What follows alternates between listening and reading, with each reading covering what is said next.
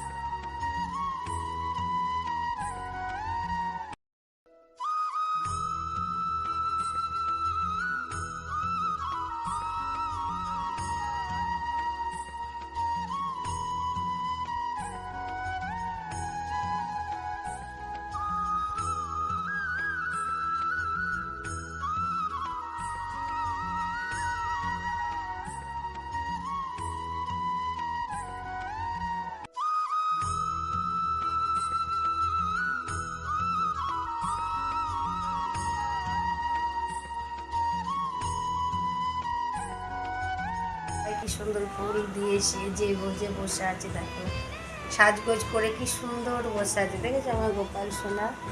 দেখো সেবাও হয়ে গেছে, দেখো। তাই দেখো আমাদের গুরুদেব, এ হচ্ছে আমাদের গুরুদেব মা গোসাই। দেখো বন্ধুরা, আমার এই যে রাধা মাধব মহাপ্রভু, এই যে আমার মা লক্ষ্মী নারায়ণ, যে ভোলেনাথ, সবাই আছে। তাই বারান্দাটি আমি এরকম দিনের মধ্যেই সব দিয়ে দিই। এগুলো এখানে শুকিয়ে যায়, যা রোদ্দুর বেরোয়। তা তোমাদের করে করে কিছু দেখাতে মনে হয়, কিন্তু আমি সবটা সময় পেরে উঠতে পারি না।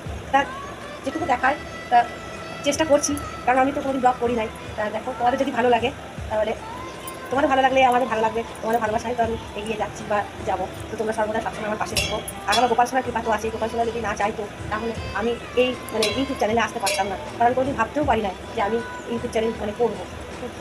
তো দেখো আমার সমস্ত কিছু হয়ে গেছে। মোবাইলে জামা কাপড় নিলাম।